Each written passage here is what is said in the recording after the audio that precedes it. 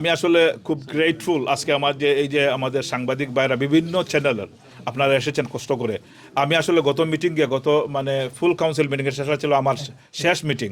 আমি ইমেল দিয়ে বিভিন্নভাবে আমি চেষ্টা করেছি যে আমি শেষ কথাটা যেন আমি বলতে পারি আমার মানুষের জন্য, বিশেষ করে এই টাউনলেসের মানুষকে আমি বিগত 20 বছর সার্ভ করেছি।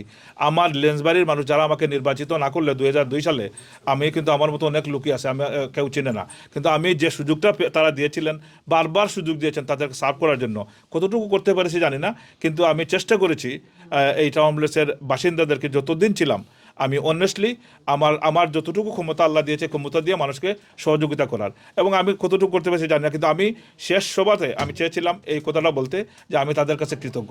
আমি আজকে যেহেতু এই সেই সুযোগটা পাই নাই টাউনলেট কাউন্সিলে, আমি আজকে আপনাদের মাধ্যমে আমি এই টাউনলেসের বাসিন্দা সকল বাসিন্দাদেরকে আমি এটা বলতে চাই যে আপনাদের ভালোবাসা, আপনাদের যে সহযোগিতা আমি বিগত এই 20 বছর পেয়েছি, আমি এটা কোনোদিন বলবো না। আমি এই কমিউনিটিতে ছিলাম, আছি, এবং আগামীতেও আপনাদের যে কোনো প্রয়োজনে আমি আপনাদের পাশে থাকবো। বিশেষ করে আমার লেন্সবাড়ির বাসিন্দা যারা আমাকে বারবার নির্বাচিত করেছেন, আমি তাদের কাছে কৃতজ্ঞ। আমি আগামীতে ইনশাল্লাহ আবারও যে কোনো সময়ে যে কোনো ধরনের কাজে আপনি আমার বাসিন্দারা আমাকে ওনাদের সাথে পাবেন, এটাই আমি বলতে চাই। আপনাদের সকলকে ধন্যবাদ। ওদেরকে সুযোগ দেওয়া হয়েছিল তখন এজেন্ডাতে ছিল কিটা আপনার কথায় আইছে না কিটা ইনজাস্টিস হইছে ওই কথাগুলো কইলেন। Thank you. আর যে কথাটি কথাটা হচ্ছে যে আমি বিগত মিটিংয়ে আমি সবাই এই কাউন্সিলে যারা গিয়েছেন, আমি তো 20 বছর ধরে আমি এই কাউন্সিলকে সার্ভ করলাম, যারা একবারের কাউন্সিলর তাদেরকেও সুযোগ দেওয়া হয়েছে, কেউকে 2বার 3বার সুযোগ দেওয়া হয়েছে। যারা কেউ কথা বলতে চান না তাদেরকেও তাকে ডেকে বলা হয়েছে যে আপনিও তো যাচ্ছেন, আপনি কথা বলেন।